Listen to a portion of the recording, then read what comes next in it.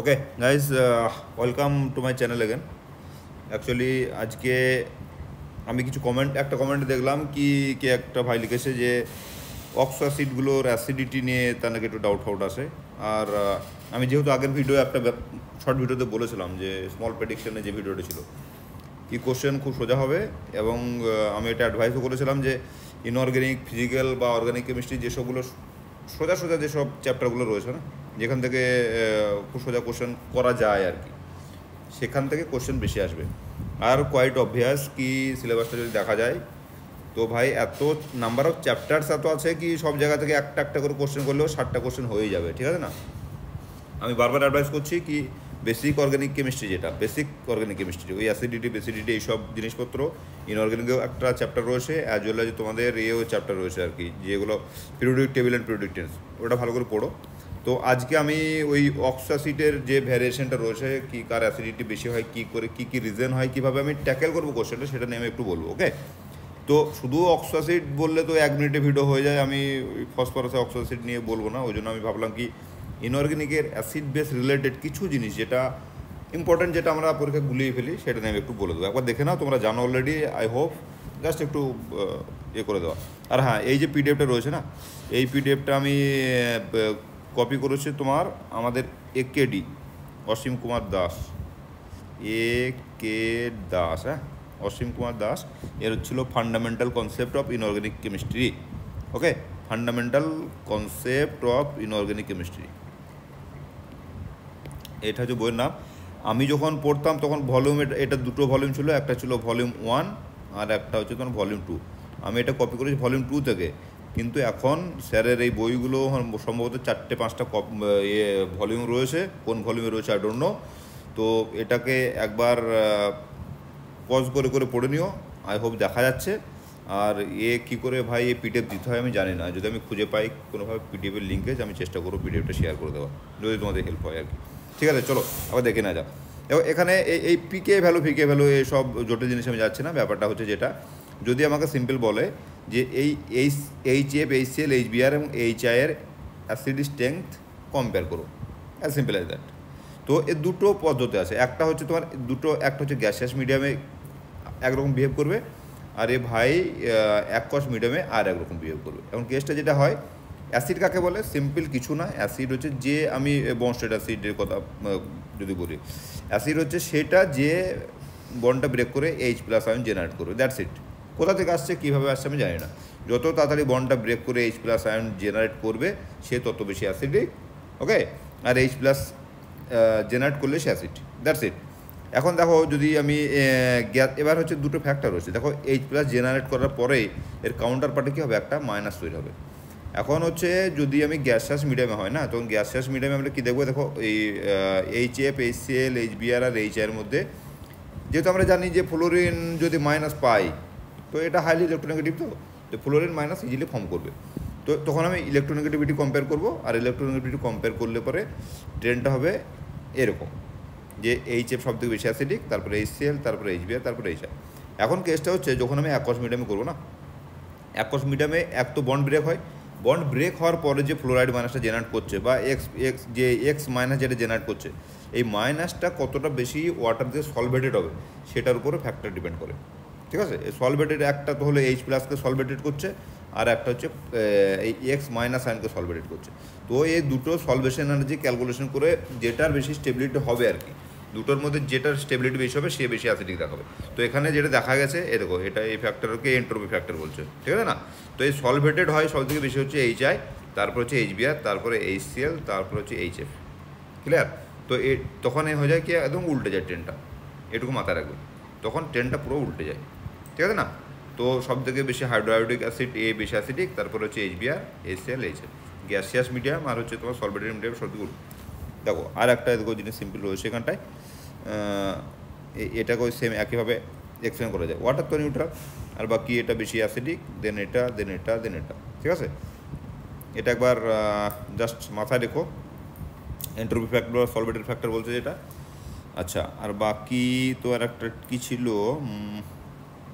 হ্যাঁ, এই hydrogen bonding দিয়ে কিছু জিনিস ট্রেন্ড আসতে পারে, সেটা একবার দেখে নিতে হবে। তো চলো পরে আর একটা দেখি আর কি এক্সাম্পল আছে। আচ্ছা, এখানে দেখো, এখানে আর একটা ফ্যাক্টর হচ্ছে factor governing the strength of oxo acid. এই অক্সো অ্যাসিডগুলো কী কী ফ্যাক্টরের উপর ডিপেন্ড করে, তার মধ্যে একটা ফ্যাক্টর হচ্ছে ইলেকট্রোনেগেটিভ ফ্যাক্টর, এটা আমরা জানি। সেটা কি, দেখো সেম টাইপের তোমার অক্সো অ্যাসিড, শুধুমাত্র সেন্টার এলিমেন্টগুলো আলাদা, মানে ইলেকট্রোনেগেটিভিটির চেঞ্জ আছে। এটা ক্লোরিন বেশি electronegative than bromine, which is more electronegative than iodine. সুতরাং HClO4, HbRO4 আর HiO4 এর মধ্যে সবথেকে বেশি অ্যাসিডিক হচ্ছে HClO4। কারণ কেসটা তো ভাই সিম্পল ব্যাপার, দেখো এখানে তোমার ক্লোরিন রয়েছে, এই যদি তোমার কেস হয় এই এই হচ্ছে হাইড্রোজেন। এবার এই বন্ডটা যদি ব্রেক করে না, এই বন্ডটা ব্রেক করলে পরে কী হবে, এই H+ হয়ে গেল, H+ হয়ে গেল, আর তোমার এইটা হয়ে গেল O-। এখন এই O- এ তো রেজোনেন্স হবে ডবল বন্ডের উপর দিয়ে, তো এই তিনটে জায়গা পাচ্ছে রেজোনেন্স হওয়ার, এ তো হয়ে গেল একটা। আর একটা হচ্ছে তোমার সেন্টার এলিমেন্ট হচ্ছে ক্লোরিন, এই তিনটে রেজোনেন্স হওয়ার জায়গা তো তোমার HbRও পাবে, Hiও পাবে। এবার শুধুমাত্র এর যেহেতু ইলেকট্রোনেগেটিভ এলিমেন্ট সেন্ট্রাল অ্যাটমটা ক্লোরিন, ওই জন্য কী হবে, এক্সট্রা স্টেবিলিটি পাবে। এই এক্সট্রা স্টেবিলিটির জন্যই আমার তিনজনকে পার্থক্য করতে পারবো। সবসময় যখন কম্পারেটিভ স্টাডি দেবে, তখন সবার আগে যেটাকে আমাকে লক্ষ্য করতে হবে, সেটা ক্লোজলি আমাকে দেখতে হবে যে এই যে কম্পারেটিভ স্টাডিটা দিয়েছে তাদের মধ্যে বেসিক ডিফারেন্সটা কী রয়েছে। ওই ডিফারেন্সটা ধরে আমাকে তখন কিন্তু এক্সপ্লেনেশনটা রেডি করতে হবে বা আমাকে অ্যান্সারটা খুঁজে বার করতে হবে। নেক্সট দেখো, এদিকে একটা দেওয়া আছে সেম জিনিস, HOCl, এখানে সেই HOCl, HOBr সেম। এখানে তোমার এই টার্মিনাল এলিমেন্ট যেটা রয়েছে তার আমি কী কী দেখবো, ইলেকট্রোনেগেটিভিটি দেখবো। Okay, same reason is here also, H2SO4 আর HCO4 না, সালফার। কারণ আমরা জানি প্রিডিকশন কী বলছে, সালফার, সেলেনিয়াম, তারপরে oxygen, sulphur, selenium, polonium, tellurium, ঠিক আছে না। ডাউন দ্য লাইন যত যাবো আমি, ইলেকট্রোনেগেটিভিটি কমতে থাকে। এর ইলেকট্রোনেগেটিভিটি কমতে থাকলে তার করসপন্ডিং অক্সো অ্যাসিডের অ্যাসিডিটিও কমতে থাকবে। তো ডান। আচ্ছা, আর একটা জিনিস যেটা ইম্পর্টেন্ট, সেটা হচ্ছে দেখো এই ধরনের মেটাল অক্সাইড, এক তো এই মেটাল অক্সাইড, এটা মেটাল অক্সাইড নয়, এটা হচ্ছে তোমার ফ্রি মেটাল হবে, যেমন ধরো ফেরাস সালফেট লেটসে, এটা হচ্ছে ফেরিক ক্লোরাইড যদি হয়, ferric chloride in aqueous medium, FeCl3 aqueous medium.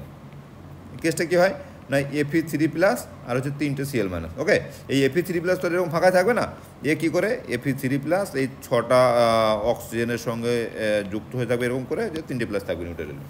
এখন কেস হচ্ছে এটা আমাকে কম্পেয়ার কী করতে দিয়েছে না, এই এবার তোমাকে এরকমও দিতে পারে যে এই Fe3+ আর হচ্ছে Fe2+ ইন অ্যাকোয়াস মিডিয়াম কে বেশি অ্যাসিডিক। তো সিম্পল ব্যাপার হচ্ছে, দেখো এর 3টে প্লাস মানে কি, এ চাইবে যে আমাকে ইলেকট্রন দাও। ওকে, এবার ইলেকট্রন দাও বা হচ্ছে নেগেটিভ চার্জ যুক্ত কিছু একটা দাও। এবার তুমি এটা ভালো করে লক্ষ্য করো, FeH2O6, এখানে তো ভাই ইলেকট্রনও নেই, এখানে নেগেটিভ চার্জ যুক্তও কিছু নেই। Water is a neutral molecule. এই নিউট্রাল মলিকুলকে যদি স্যাটিসফাই করতে হয়, তাহলে সেক্ষেত্রে কী করতে হবে, সেক্ষেত্রে কিছু না, ওয়াটারটাকে স্প্লিট করতে হবে। কীভাবে স্প্লিট করবে না, এটা স্প্লিট করলে H+ আর হচ্ছে OH-। এবার এ তো 3+, 3+ মানে কি, এ চাইবে নেগেটিভ চার্জের সঙ্গে অ্যাটাচ হতে, তো তখন কী হয়ে যাবে, FeOH3, ঠিক আছে না। এবার FeOH3 হবে না, এখানে কেসটা কী হবে না, FeH2O6 এর মধ্যে H2O5 আর একটা দেখা গেল OH হলো, ঠিক আছে না। তাহলে এখানে 3+ জায়গায় হয়ে গেল ওভারঅল 2+, হলো প্লাস H+, একটা H+ ছাড়লো, ঠিক আছে। এবার H+ ছাড়া মানে আমি বলেছি H+ বেরোনো মানে হচ্ছে সেই অ্যাসিড, ঠিক আছে। কোথা থেকে H+ আসছে আমি দেখতে যাবো না। তো তাহলে এবার Fe2+ আর Fe3+ যদি কম্পেয়ার করি, ডেফিনেটলি Fe3+ এর টেন্ডেন্সি বেশি থাকবে যে ওয়াটার থেকে স্প্লিট করে OH- আমি নিয়ে নেবো, আর তোমার H+টাকে ছেড়ে দেবো, আর আমি 3+ থেকে 2+ হয়ে যাবো, একটা চার্জ কমবে। আচ্ছা, similarly same thing here also, এই দেখো Cobalt3+ আর Cobalt2+ এর মধ্যে কে বেশি অ্যাসিডিক না, Cobalt2+। এখন কোশ্চেন তোমার এটা হলো সব থেকে সোজা কোশ্চেন। এবার যদি একটু কঠিন করতে যাই, লেটসে আমি একটা মেটাল যদি ধরি আমি, আচ্ছা ফেরিক কোবাল্ট ধরি, ferric 3+, Cobalt3+, ferric cobalt 26, 27, 28 nickel হয়। চলো এই দুটোই আমি করি। ফেরিক 3+ আর Cobalt3+ এর মধ্যে কে বেশি অ্যাসিডিক, ঠিক আছে। এই দুটো আলাদা আলাদা ফেরিক 3+, 2+ আমি বুঝে গেলাম, 3+ আর Cobalt2+ বুঝে গেলাম। এখন যদি এই দুটো দেয়, তাহলে আমি কী করবো? এখন কেসটা এই দুটোর ক্ষেত্রে হবে এরকম যে, এখানে দেখো, এখানে তো পরিষ্কার বোঝা যাচ্ছিলো চার্জ 3+ রয়েছে, চার্জ 2+ রয়েছে, আমরা চার্জ ডিফারেন্স দেখতে পাচ্ছি, কিন্তু এক্ষেত্রে কিন্তু চার্জ সেম। এখানে যেটা ডিফারেন্সটা কি না, আমি পিরিয়ডিক টেবিলের বাঁ দিক থেকে ডান দিকে আছি, এটা তাহলে বাঁ দিক থেকে ডান দিকে গেলে কী হয় না, ওর সাইজ কমে। এবার সাইজ যদি কমতে থাকে, ফাই বলা হয়, ফাই সমান হচ্ছে আয়নিক পোটেনশিয়াল। আয়নিক পোটেনশিয়াল মানে হচ্ছে তোমার চার্জ বাই হচ্ছে রেডিয়াস। এবার আয়নিক পোটেনশিয়াল যত বেশি হবে এর কিন্তু ইলেকট্রোনেগেটিভিটি বেশি হবে, তার মানে হচ্ছে তোমার একটা নেগেটিভ যুক্ত আয়নের সঙ্গে এর অ্যাটাচমেন্ট বেশি হবে। তাহলে এবার দেখো চার্জ দুটোর সেম, বাঁ দিক থেকে ডান দিকে গেলে পরে তোমার সাইজ কমছে, তাহলে ফাই কার বেশি হচ্ছে, কোবাল্টের ফাই বেশি। এই কোবাল্টের ফাই যদি বেশি হয় এ কিন্তু ওয়াটার মলিকুলকে বেশি করে ইনডিউস করবে এই বন্ডটা ব্রেক করার জন্য। এবার যত তাড়াতাড়ি বন্ডটা ব্রেক হবে তত তাড়াতাড়ি এ কী করবে, কোবাল্ট 3+ তত তাড়াতাড়ি OH- পেয়ে যাবে, আর তত তাড়াতাড়ি পেয়ে যাওয়ার ফলে ও কি বেনে যাবে, এই H2O5 এই OH A2+ হয়ে গেল। ওকে, তাহলে a cobalt 3+ is much more acidic than হচ্ছে আয়রন 3+। বাস এরকম করে একটু ভাবতে হবে, ব্যাপারটা কিছু নেই, এ খুব ঠান্ডা ক্লিয়ার, আর ব্যাপারটা সোজাই খুব। ওকে, বাস একটু ভাবনা চিন্তা করতে হবে। সিমিলারলি এরকম করে তোমাদেরকে দিতে পারে পরীক্ষা এরকমও, যে তোমার অক্সাইড দিয়ে দেয়, ক্যালসিয়াম অক্সাইড, বেরিলিয়াম অক্সাইড, ঠিক আছে, এরকম বেরিলিয়াম, ক্যালসিয়াম, ম্যাগনেসিয়াম অক্সাইড দিয়ে বলবে কোন অক্সাইডে বেশি ক্যাকোস মিডিয়ামে ব্যাখ্যা করো না সাজাও। তো ওই সিমিলার অ্যাঙ্গেলে তোমাকে দেখতে হবে, ডাউন দ্য গ্রুপ নামলে কী হচ্ছে, তোমার উপর থেকে সাইজ কমছে, কার কী চার্জ হচ্ছে, এইসব করে দেখতে হবে তোমাদেরকে। ওকে, তো এগুলো তোমরা দেখে নিও, আমি বেশি ডিটেলসে গেলে এদিক ওদিক ভটকে যাবো, ঠিক আছে। তো এটা হচ্ছে ফান্ডা। আর হ্যাঁ, এখানে দেখো এটা দেওয়া আছে, যেটা বললাম ওই সেম গল্প এখানে দেওয়া আছে, তোমরা একবার দেখে নেবে। ওকে, এবার হচ্ছে আর একটা হচ্ছে oxidation state of central element. এরকম আর একটা factor oxidation state of central element. এখানে কী করেছে না, এই একটা সিরিজ দেখে নাও, HCl, HClO3 আর হচ্ছে HClO4। এখানে সিম্পল ব্যাপার হচ্ছে, শুধুমাত্র অক্সিডেশন না, আরও অন্যভাবে ব্যাখ্যা করা যায়, তো আমি দুটোভাবে একবার বলে দেখবো তোমাদেরকে কী হচ্ছে না হচ্ছে। ওকে, প্রথমে অক্সিডেশন স্টেট দিয়ে দেখে নিই, যেটা বলো সেখানে, সেটা হচ্ছে HClO4 কেসটা রয়েছে তোমার এরকম HOCl, ঠিক আছে না। তাহলে এটা হচ্ছে OH হচ্ছে -1 আর এটা হচ্ছে তোমার +1, তাহলে ক্লোরিনের অক্সিডেশন হচ্ছে কত, +1। HClO3 HO একটা তো অক্সিজেন, এখানে তোমার হচ্ছে তোমার আরে ভাইয়া ক্লোরিন, আর 3টে হচ্ছে তোমার অক্সিজেন টোটাল। ওকে, তা 2 2 4 আর এটা হচ্ছে 5, ক্লোরিনের অক্সিডেশন হচ্ছে 5। HClO4 এইখানটা হচ্ছে এ হচ্ছে তোমার ক্লোরিন, এটা হচ্ছে তোমার OH, আর 4টে হচ্ছে অক্সিজেন, ঠিক আছে না। HClO4 হয়ে গেল। এখানে হচ্ছে 2 4 6 আর 1 7, এ হচ্ছে 7 অক্সিডেশন স্টেট। এখন অক্সিডেশন স্টেট মানে কি, যত অক্সিডেশন স্টেট মানে হচ্ছে অক্সিজেন ডেফিসিয়েন্ট, মানে তুমি +7 ধরতে পারো। +7 হওয়া মানে হচ্ছে এ হাইলি চাইবে কি, হাইলি আমার কাছে একটা নেগেটিভলি চার্জ যুক্ত কিছু একটা আমার কাছে আসুক, সো দ্যাট কি আমার এই পজিটিভ চার্জটাকে আমি নিউট্রালাইজ করতে পারি। তো একই কারণে, যে কারণে তোমার এদিকে হায়ার মেটাল অক্সাইড যে কারণে অ্যাসিডিক হচ্ছিলো, সেই একই কারণে কী হবে, হায়ার অক্সিডেশন স্টেট অ্যাসিডিক হবে। তাহলে তোমার এটা অ্যাসিডিক সব থেকে বেশি, তারপরে হচ্ছে এটা, তারপরে এটা তো একটা রিজন গেল। আর একভাবে এটাকে ব্যাখ্যা করতে পারি, আমরা কি জানি যে কোনো অ্যাসিডের ক্ষেত্রে না, more the conjugate base is stable, more the acid will be acidic. বুঝে গেল, কনজুগেট বেসটা যত বেশি স্টেবল হবে তার করসপন্ডিং অ্যাসিডটা তত বেশি অ্যাসিডিক হবে। এখানে যদি HX একটা কম্পাউন্ড হয়, এখান থেকে H+ ছাড়লে পারে এই যে X- বানছে, এই X- হচ্ছে কনজুগেট বেস। কার কনজুগেট বেস না, এই অ্যাসিডটার কনজুগেট বেস।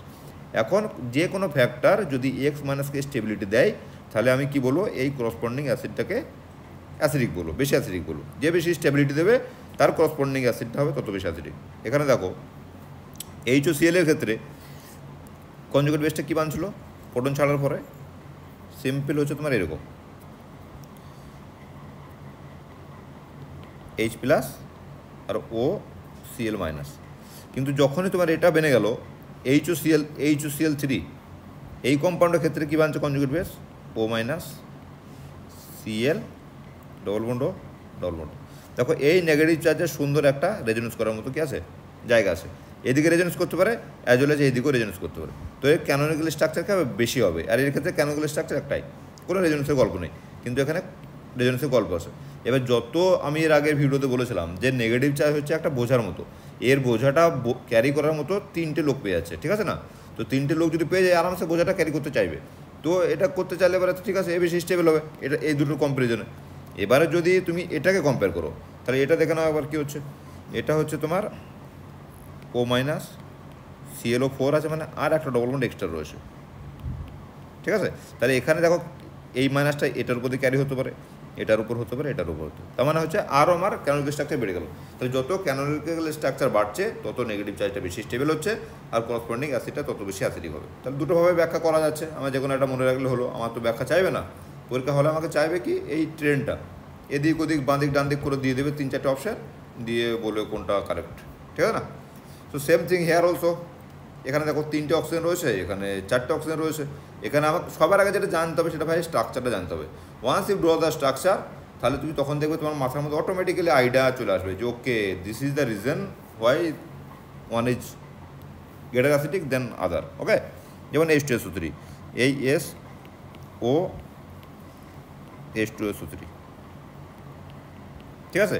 এখানে দেখো একটা অক্সিজেন ডবল বন্ডেড, আর দুটো হচ্ছে তোমার ওইচ, ঠিক আছে না? এটাকে ওই জন্য এই ওইচটা ভাঙতে পারে, এটাও ভাঙতে পারে, এই জন্য ডাইবেসিক অ্যাসিড বলা হয়। এবার এটা যদি ভেঙে মাইনাস হয়, এই মাইনাসটা এটার উপর দিয়ে রেজোনেন্স হবে। যখন H2SO4 হয়ে যাচ্ছে তখন গল্পটা হচ্ছে তোমার এরকম ওইচ ওইচ। এবার দেখো এটা যদি ভাঙে, এটা ভাঙলে এবার কী হবে, এটা ও মাইনাস হলো, এই মাইনাসটা দেখো এবার এর উপর দিয়ে রেজোনেন্স হতে পারে, অ্যাজ ওয়েল এজ এটার উপর দিয়ে রেজোনেন্স হতে পারে। তো রেজোনেন্সের পসিবিলিটি বেড়ে গেল। তো রেজোনেন্সের পসিবিলিটি বেড়ে যাওয়ার জন্য কী হলো, তোমার অ্যাসিডিটিও বেড়ে যাবে। ওকে, আর একটাভাবে তো আমি এই কী বলবো, অক্সিডেশন স্টেট দিয়ে তো বলতেই পারি যে +6 এটা +4, ডেফিনেটলি তাহলে এটা বেশি acidic. Same thing here also, ঠিক আছে? এই বাকি আর আমি বলছি না বিশেষ, এটা একটা অক্সোসিডের গল্প। কোনো একটা ভাই বলেছে যে অক্সোসিড বুঝতে পারছে না, সো এটা একটা রিজন। এর ফসফরাস এটা দেখে নেওয়া হতো। ফসফরাসটা একটু ইন্টারেস্টিং অ্যান্ড একটু ডিফারেন্টও বটে। ওকে, ফসফরাসের ক্ষেত্রে কী বলছে যে 10 দেওয়া আছে। এখন যদি আমি কি বলে, এখন কেসটা হয়ে গেলো ফসফরাসের ক্ষেত্রে দেখো এই ট্রেন্ড আর এই ট্রেন্ড কিন্তু উল্টো।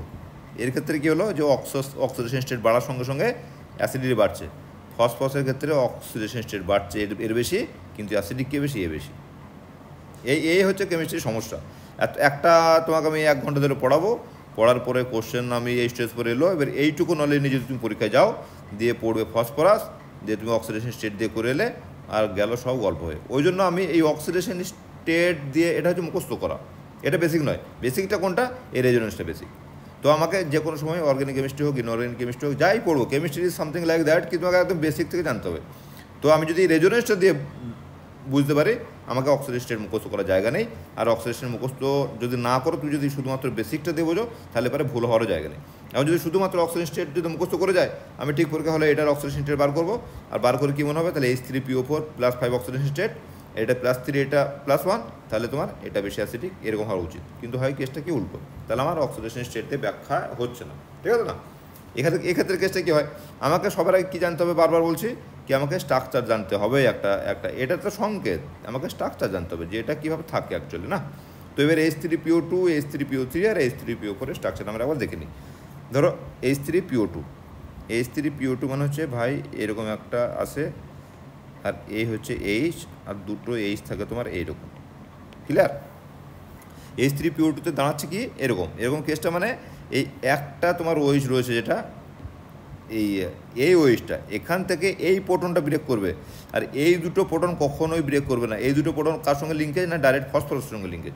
ফসফরাসের সঙ্গে লিঙ্কেজের যে প্রোটনটা, ওই প্রোটনটা এতটা পোলার নয় যে সিস্টেম ছেড়ে বেরিয়ে যাবে। এই অক্সিজেনের সঙ্গে লিঙ্কেজের প্রোটনটা এটা পোলার, এটা সিস্টেম ছেড়ে বেরোবে। মানে এটা হচ্ছে তোমার মোনোবেসিক অ্যাসিড। হ্যাঁ, 3টে প্রোটন আছে, কিন্তু এর বেসিসিটি হচ্ছে 1। ওকে, সে এবার H3PO, এটা কি H3PO3, হ্যাঁ? এবার দেখো H3PO3 স্ট্রাকচার কেমন।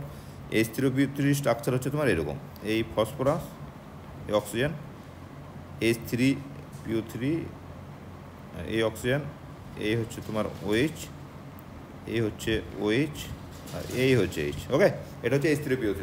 এটা দেখো, এটা হচ্ছে তোমার ডাইবেসিক অ্যাসিড। ডাইবেসিক অ্যাসিড কেন, তার কারণ হচ্ছে এর এই আরে ভাইয়া,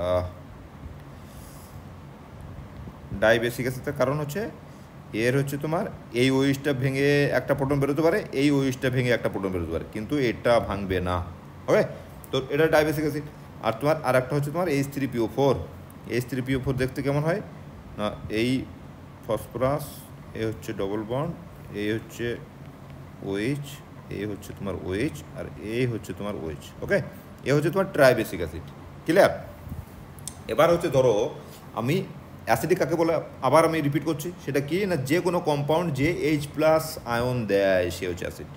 এবার যে যত ফাস্ট দেবে সে তত বেশি অ্যাসিডিক। এখন এবার যদি তিনটে কম্পেয়ার করি, তিনটেকে ব্যাখ্যা হচ্ছে এরকম, দেখো এর স্টেবিলিটি পাবে কিন্তু শুধুমাত্র এই কোঅর্ডিনেটেড মানে এই ডবল বন্ডটা দিয়ে, এই যে ডবল বন্ডটা রয়েছে এর উপর দিয়ে রেজোনেন্স হবে, আর তোমার কী হবে স্টেবিলিটিটা দেবে এইটার উপর দিয়ে। এবার এটা কটা আছে, একটা রয়েছে। ওকে, তিনটে কম্পাউন্ডের কী আছে, একটা রয়েছে। এবার হচ্ছে এবার আমি আগে বলেছিলাম যখন আমি কম্পারেটিভ স্টাডি করব তখন আমি তিনটের মধ্যে ডিফারেন্স কী আছে সেটা আমি দেখব। তাহলে এই তিনটে তো কমন হয়ে গেল, তাহলে এটা তো ডিফারেন্স নয়। ডিফারেন্স কোনটা না, এর একটা মাত্র ওয়েজ রয়েছে। এবার আমাকে বলো যে এই H+ আয়ন যদি বেরিয়ে যায়, এ যদি বেরিয়ে যায়, বেরিয়ে গেলে এটা দেখতে কেমন লাগবে, এরকম, মানে এটা হচ্ছে তোমার এখানে মাইনাস। এবার এই নেগেটিভ চার্জটা কার উপর রেজোনেন্স হবে, এই ডবল বন্ডের উপর রেজোনেন্স হবে। ঠিক আছে না?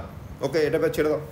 নেক্সট হচ্ছে এই কম্পাউন্ডটা থেকে যদি আমি H+ নিই, এখান থেকে যদি H+ নিই, দেখো এও দিতে পারে, এই কম্পাউন্ডও দিতে, এখানেও দিতে পারে। তো দুটো জায়গা থেকে আমি কী পেতে পারি, H+ পেতে পারি। এবার যদি আমি দুটো থেকে পাই H+, সেক্ষেত্রে কি পসিবিলিটি কী থাকছে, একবার এরটা এদিকে রেজোনেন্স হতে পারে অথবা এরটা রেজোনেন্স হতে পারে। ঠিক আছে? তাহলে এই দুটো এই একটা ডবল বন্ড দুজনের H+কে নিউট্রালাইজ করার জন্য, মানে দুটো নেগেটিভ চার্জকে এ স্যাটিসফাই করতে হচ্ছে কে। ঠিক আছে? এটা যদি স্যাটিসফাই করতে হয় তাহলে কী হবে, প্রবাবিলিটি কমে আছে না। এটা এর ক্ষেত্রে ছিল 100% প্রোটন দেওয়ার চান্স, এর ক্ষেত্রে হচ্ছে 50%। আর এখানে ডবল বন্ডটা কজনকে স্যাটিসফাই করতে হবে, 3 জনকে স্যাটিসফাই করতে হবে। তাহলে এর ক্ষেত্রে 33% কাইন্ড অফ থিং। তাহলে সব থেকে বেশি তাড়াতাড়ি কে প্রোটন দেবে, এ প্রোটন দেবে। আর এই প্রোটন দিলে এই প্রোটনটা তোমার এর উপর দিয়ে হয়ে যাচ্ছে রেজোনেন্স। ক্লিয়ার? তো এটা হচ্ছে বেসিক রিজন, ওই জন্য তোমার হচ্ছে H3PO2 এ কী করে সব থেকে বেশি তোমার ইয়ে দেয়, প্রোটন ছাড়ে। তারপরে এটা হচ্ছে তোমার ট্রেন্ড। এই দেখো এখানটা দেওয়া আসে, স্ট্রাকচারটা আসে কিনা আমি একবার দেখে নিই। হ্যাঁ, দিস ইজ এ স্ট্রাকচার।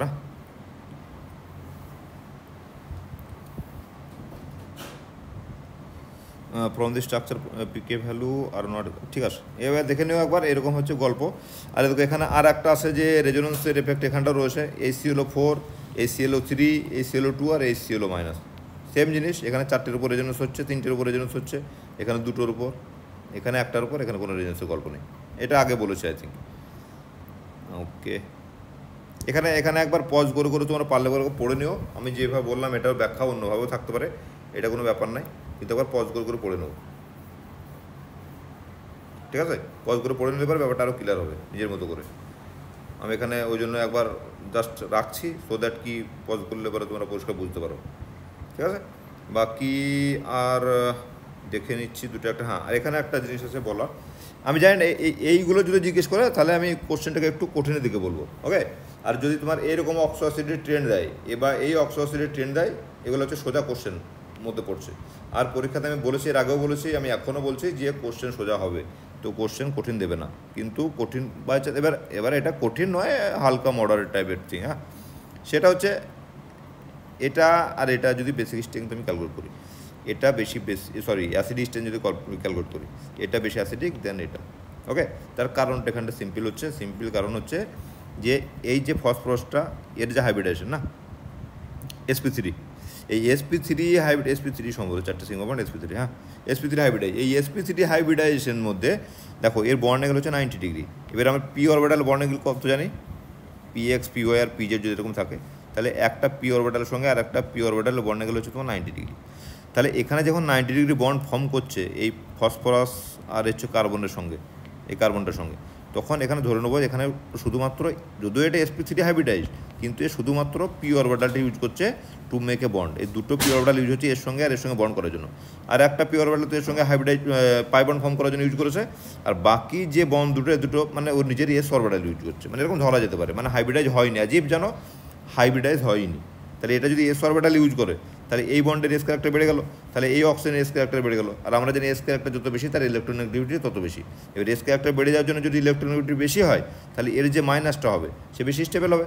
বা আমি উল্টোভাবে বলতে পারি, এই যে প্রোটনটা আছে এর এস ক্যারেক্টার যদি বেড়ে যায় তাহলে কী করবে, এই বন্ড থেকে ইলেকট্রন নিজে থেকে টেনে নিয়ে H+কে এখান থেকে বার করে দেবে। ঠিক আছে না? ওই জন্য কী হয়, এই কম্পাউন্ডটা বেশি অ্যাসিডিক দেন দিস কম্পাউন্ড, এরকম সিম্পল জিনিস, আর কিছু নেই। ওই একইভাবে দেখবে এটা ব্যাখ্যা করা যাবে।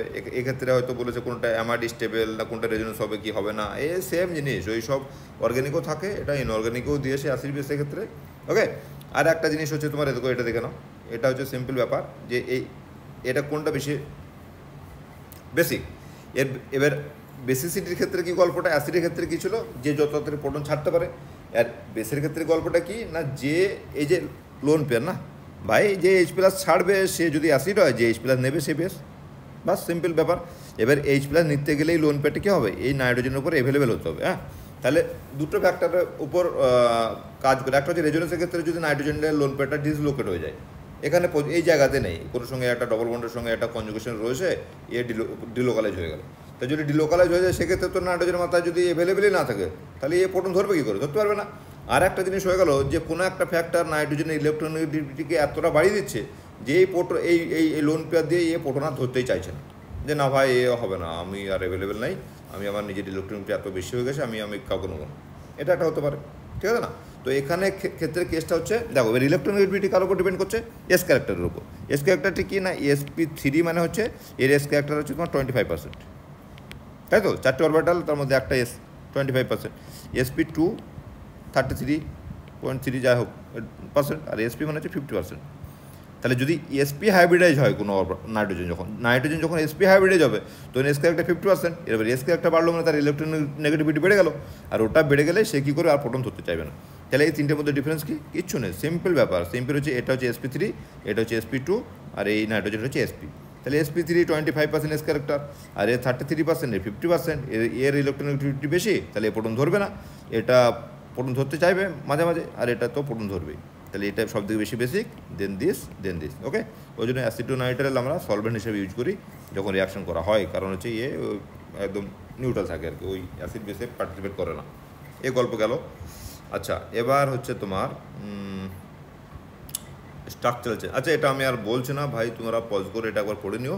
এই NH3 আর PH3 গল্প আছে এখানটায়। ওকে, NH3 বেশি বেসিক, দেন PH3, তার কারণটা কি, ওই অরবিটাল গল্পটা রয়েছে, বন্ডেঙ্গেল দেখে নিও।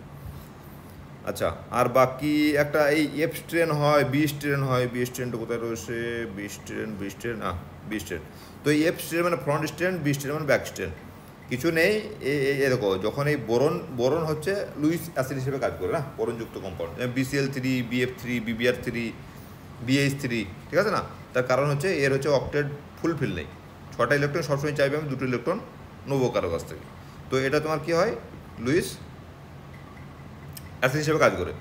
এবার লুইস অ্যাসিড হিসেবে কাজ করে, তাহলে লুইস বেস একটা থাকতে হবে যার সঙ্গে অ্যাডাক্ট করবে। ধরো এই পিরিডিন, এই সিরিজটা ধরে নিই, এখানে কি বলেছে না, BMe3 সঙ্গে যদি অ্যাডাক্ট বানে, তাহলে কোনটা ভালো লুইস বেস হবে, এই BMe3 লুইস অ্যাসিডের রেসপেক্টে। দেখো, এখানে যদি BMe3 সঙ্গে অ্যাডাক্ট করতে হয়, তাহলে যেই অ্যাডাক্ট বানবে না, তখনই তোমার এর বোরনের হাইব্রিডেশন চেঞ্জ হয়ে যাচ্ছে। বোরন এমনিতে sp2, BMe3তে sp2, কিন্তু যে অ্যাডাক্ট বানবে তখন এটা sp3। এবার দেখো, এর এখানে CMe3 রয়েছে, তো এবার CMe3 মানে 3টে মিথাইল এখানে আসে। এবার যখন অ্যাডাক্ট বানতে যাবে, এর সঙ্গে কী হবে, এই মিথাইলের সঙ্গে এই মিথাইল একটা কী হবে, স্টেরিক হবে, আর স্টেরিক হলে এই অ্যাডাক্ট বানতে যাবে না। এবার যখন CMe3 জায়গায় ME করে দিলাম, তখন এর থেকে ভালো বাইন্ডিং হলো এখানে। এবার যখন এখানে ভাই কোনো ঝঞ্ঝাটি নেই, একদম ফাঁকা পড়ে আসে, তখন ডেফিনেটলি আরও ভালো অ্যাডাক্ট বানবে। এবার এই ক্ষেত্রে আরও বেশি কেন বানছে, দেখো এই ক্ষেত্রে নাইট্রোজেনের মাথায় এই লোন পেয়ার দিয়ে বানছে, তো এবার এই মিথাইল কী করছে, এই লোন পেয়ারটাকে আরও বেশি অ্যাভেলেবেল করছে। তো এই দুটোর সঙ্গে ডিফারেন্স হচ্ছে ওটা। এখানে এই দুটোর মধ্যে এফ স্ট্রেনের কোনো গল্প নেই, ঠিক আছে। এই দুটোতে যদি আমি কম্পেয়ার করি, এই দুটোর মধ্যে পার্টিকুলারলি এফ স্ট্রেন বলে কিছু নেই। এই দুটোর মধ্যে শুধুমাত্র এই নাইট্রোজেনের সামনে যে লোন পেয়ার রয়েছে তার অ্যাভেলেবিলিটি, এক্ষেত্রে ডেন্সিটি একটু বেশি। ওকে, আর বাকি যদি আমি এইটাকে বাদ দিই, তাহলে বাকি তিনটের মধ্যে যে গল্পটা রয়েছে সেটা হচ্ছে এফ স্ট্রেন। ওকে, তার কারণ হচ্ছে CMe3 বাল্কি গ্রুপ, এর সঙ্গে স্টেরিক হবে, ওই জন্য অ্যাটাক ভালো বানবে না। এ রিলেটিভলি স্মলার গ্রুপ, কিন্তু স্টেরিক হবে, ওই জন্য আর একটু কম বানবে। আর এটা তো ভাই সামনে কিছু নেই, কোনো স্টেরিক হবে না। সিমিলারলি দেখো যদি আমি এই দুটোর সঙ্গে কম্পেয়ার করি, কে ভালো বানবে, এর ক্ষেত্রে দেখো এই কিছু নেই, দুটোর মধ্যে ডিফারেন্স হচ্ছে এই যে তিনটে কার্বন এই পিছনে বেঁধে দিয়েছে কেউ সুতো দিয়ে, ধরে নাও। তাহলে এ কী করছে, এই পার্টিকুলার ওরিয়েন্টেশনে থাকবে। যখনই BMe3 সঙ্গে অ্যাডাক্ট করবে, তখন এই পার্টিকুলার ওরিয়েন্টেশন থাকবে, এর ওরিয়েন্টেশন কোনো চেঞ্জ নেই। কিন্তু এই ভাই যখন BMe3 সঙ্গে অ্যাডাক্ট করবে, একবার মিথাইলটা এই বন্ডটা আমি এইদিকে ঘুরবে, এই বন্ডটা এই সিঙ্গেল বড় রোটেট হবে, এ রোটেট হতে পারে, তো একে অপরের সঙ্গে ধাক্কা ধাক্কি চালু হবে, ঠিক আছে না? ওই ধাক্কা ধাক্কি চালু হলে কী হবে, এর স্টেরিক হিন্ডারেন্স বেশি হবে, তাহলে এ কী হবে, এ তোমার এরকম বন্ড বানতে চাইবে না, কিন্তু এ ভালো অ্যাটাক বানবে। তার কারণ হচ্ছে এটাকে বলছে তোমার ফ্রন্ট স্ট্রেন না ব্যাক স্ট্রেন বলো এটাকেও ব্যাক স্ট্রেন বলা হয়।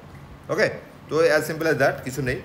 আর একটা তো রয়েছে যেটা হচ্ছে তোমার দেখো এই গল্পটা তোমার অর্গানিকে রয়েছে, যে এই প্রাইমারি অ্যামিন, সেকেন্ডারি অ্যামিন আর টার্সিয়ারি অ্যামিনের মধ্যে বেসিসিটির কম্পেয়ার করো। এটা যখন মানে গ্র্যাজুয়েশন পড়া শুরু হয় অর্গানিক কেমিস্ট্রি, এটা দিয়ে শুরু হয় আর কি। তো সিম্পল তোমার যখন আমি এতে দেখবো আর কি, ভেপার ফেজে দেখবো না, ভেপার ফেজে দেখবো তখন কি নাইট্রোজেনের মাথায় লোন পেয়ার যত বেশি স্টেবল, আমি বললাম একটা নাইট্রোজেনের মাথায় লোন পেয়ার যত বেশি অ্যাভেলেবেল, সে তত বেশি কী হবে, বেসিক। এখানে 3টে মিথাইল রয়েছে বা 3টে অ্যালকাইল গ্রুপ রয়েছে, মানে এর ইন্ডাকটিভ এফেক্টের সাহায্যে এর ইলেকট্রন ডেন্সিটি বাড়াবে। ওকে, এবার এর ক্ষেত্রে 2টো রয়েছে, এর ক্ষেত্রে 1টা রয়েছে। তো সিমিলারলি তো সুতরাং এটা বেশি বেসিক, দেন এটা। যখনই ফেজটায় অ্যাকোয়াস হয়ে যাবে না, তখনই শুধু খাবার খেলে তো হবে না, যে আমি 4 প্লেট বিরিয়ানি খেয়ে নিলাম, যে আমি সব বড়ো পালোয়ান, এরকম নয় কিন্তু। 4 প্লেট বিরিয়ানি খেলে তোমাকে 4 প্লেট হজমও করতে হবে না। তো এর ক্ষেত্রে হজম করার জায়গা হচ্ছে কি না, হাইড্রোজেন বন্ডিং বা সলভেশন এনার্জি, যেটা হচ্ছে তোমার অ্যাকোয়াস মিডিয়ামে হয়। তো এর সলভেটেড কী করে হয় না, এই নাইট্রোজেন রয়েছে, নাইট্রোজেন যে হাইড্রোজেন, এবার ধরো প্রোটন নেওয়ার পরে তোমার এটা NH+ হলো, এই দুটো মিথাইল, তখন কী হবে, তোমার ওয়াটারের সঙ্গে এরকম হাইড্রোজেন বন্ডিং করবে, ক্লিয়ার?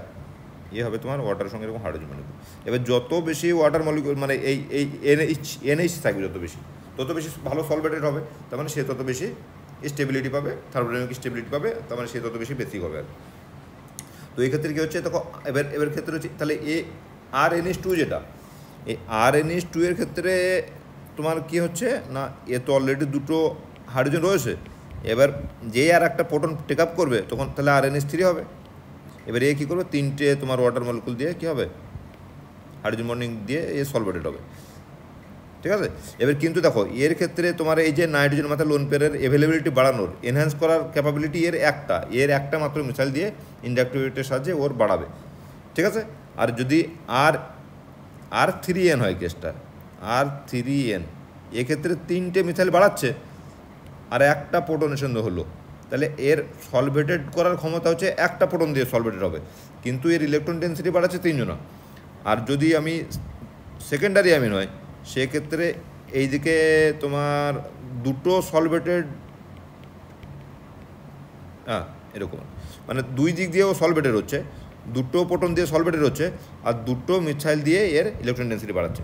তাহলে এবার 3টে কম্পেয়ার করলে দেখো সব থেকে অপটিমাম হচ্ছে তোমার এটা, যার এনহ্যান্স ইলেকট্রন ডেন্সিটি এনহ্যান্সও করছে, অ্যাজ ওয়েল অ্যাজ 2টো হাইড্রোজেন দিয়ে সলভেটেডও হচ্ছে।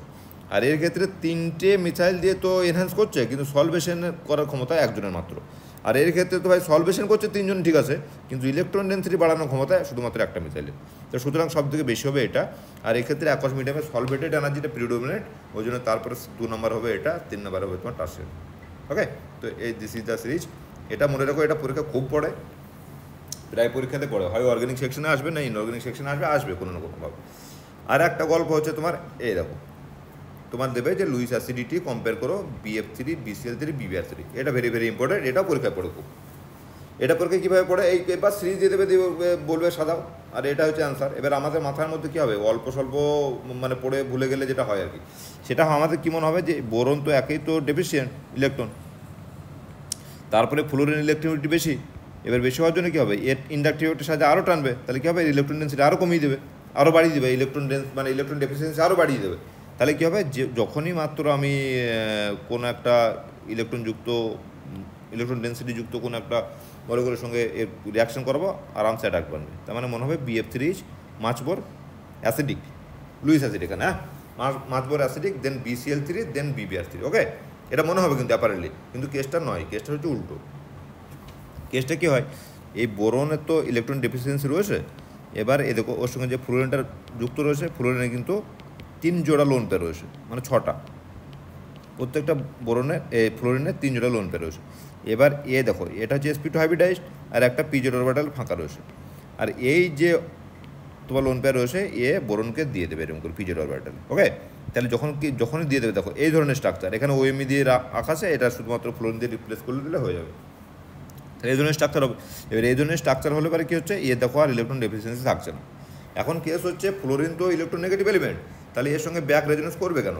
করবে হচ্ছে তার কারণ হচ্ছে রেজোনেন্সের একটা কন্ডিশন এটা হচ্ছে যে তোমার সিমিলার সাইজ হতে হবে।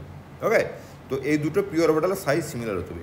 ফ্লোরিন আর বোরন হচ্ছে তোমার সেম সিরিজে পড়ছে, এদের সাইজও সেম পি অরবিটালের, ওই জন্য ওভারল্যাপটা খুব ভালো হয়। আর ভালো ওভারল্যাপ হয় বলে এই ব্যাক বন্ডিং ভালো হয়, ওই জন্য কী হয় এর যে ইলেকট্রন ডেফিসিয়েন্সি সেটা কমে যাচ্ছে। আর যেই আমি আর একটা সিরিজ নিচে আসবো, বোরনের নিচে ক্লোরিন না, ফ্লোরিনের নিচে ক্লোরিন তারপরে ব্রোমিন তারপর আয়োডিন না, যেই নিচে আসবো পি অরবিটাল সাইজ বেড়ে যাচ্ছে। এটা 2p, এটা 3p, 3p মানে আরও একটু বড়ো, মানে হচ্ছে তোমার এরকম আর কি। মানে সেক্ষেত্রে ম্যাচ হয় না, মানে ব্রোমিনের যদি এরকম অরবিটাল হয়ে গেল আর যে ক্লোরিন হয়ে যাবে, ক্লোরিনের ক্ষেত্রে বড়ো হলো তো আর ভালো ম্যাচ হবে না, আর ম্যাচ না হলে তোমার ওই ব্যাক বন্ডিংটা ভালো হবে না। এবার তার নিচে ব্রোমিন হলে পরে আবার তোমার 4p হয়ে যাচ্ছে, 4p আরও বাজে হবে। ওকে, এই জন্য তোমার ব্যাক বন্ডিং বাজে হয় বলে তাহলে এর ইলেকট্রন ডেফিসিয়েন্সির কাছে থেকেই থাকছে। তাহলে সিরিজটা দাঁড়াবে এরকম। তাহলে BF3 হচ্ছে যেটা সবথেকে বেশি হওয়ার কথা ছিল, সেটা সবথেকে কম অ্যাসিডিক। আশা করি বুঝে গেছো তোমরা। আর বাকি দেখো এটা একবার দেখে নিও, এই কতগুলো আছে কিন্তু সিরিজ, হ্যাঁ, এই ব্যাক বন্ডিং দিয়ে। আর এটা তো বুঝতেই পারছো, এটা তো ছবি করে দেওয়াই আসে। এই BME3 ক্ষেত্রে কোনো এরকম ব্যাক রেজোনেন্স হয় না, কিন্তু BOME3 ক্ষেত্রে হয়, ওই জন্য এটা তোমার লুইস অ্যাসিডিটি এর খুব কম দেন BME3। তো এই ধরনের সোজা কোশ্চেন এগুলো কিন্তু, হ্যাঁ, এগুলো তোমার ফান্ডামেন্টালটা ক্লিয়ার থাকলে পড়তে হয় না, হয়ে যাবে ঠিক। এর সিমিলার ব্যাপারে একটা আছে CME3 আর Me3SI দিয়ে গল্প, এখানটা রয়েছে, আমি আর বলছি না, একবার আরামসে একবার পড়ে নেবে। এই ডি অরবিটালের সিলিকনের ডি অরবিটাল হচ্ছে, আর কার্বনের ডি অরবিটাল নেই, ওই জন্য যদি এর সঙ্গে যদি তোমার নাইট্রোজেনের কোনো লিঙ্ক থাকে আর কি, এর Me3SiN, এখানে ধরো SiMe3, আর এখানে ধরো SiMe3, ওকে, এই তিনটে স্ট্রাকচার একটা হলো। তাহলে এর যে লোন পেয়ারটা, এর সিলিকনের লোন পেয়ার ডি অরবিটাল দিলে পরে নাইট্রোজেন লোন পেয়ার থাকবে না, আর ওর কাছে লোন পেয়ার না থাকলে ওর বেস হিসেবে কাজ করবে না। এটাই আসে ফান্ডাটা এখানটায়। হ্যাঁ, দেখো NSiH3 আর হবে NFCH3, এই দুটোর মধ্যে এটা সবথেকে বেশি অ্যাসিডিক। তার কারণ হচ্ছে এর নাইট্রোজেন লোন পেয়ারটা অ্যাভেলেবেলের কাছে, ব্যাক রেজোনেন্স করে কার্বনের ডি অরবিটালও নেই, ফাঁকা লো এনার্জি, ও অনেক উপর এনার্জিতে আসে তো দিতে পারবে না। আর এর ক্ষেত্রে সিলিকের লো এনার্জি ডি অরবিটাল রয়েছে, যেখানে ও নাইট্রোজেন পি অরবিটাল থেকে ডি অরবিটালের দেখো এই পিডি ব্যাক বন্ডিং হয়ে যাবে। ওকে, বাকি আর কিছু বলার নেই, এ তো অর্গানিক কেমিস্ট্রিতে পেয়ে যাবে এসব, অ্যাসিডিটি বেসিডিটি এসব আমি বলছি না। তো আজকে এইটুকু থাক, আর কিছু নেই। বাকি অল দ্য বেস্ট তোমাদের 14 তারিখে এক্সামের জন্য। তোমাদের যদি আরও ছোটোখাটো কোনো বিষয়ের মনে হয় যে কোনো জায়গায় একটু কনসেপ্ট ক্লিয়ার করলে ভালো হতো, কমেন্ট সেকশনে জানাবে, আমি একবার চেষ্টা করবো যদি সময় পাই। বাকি thank you very much for watching this video. All the best for your exam. হ্যাঁ, থ্যাংক ইউ।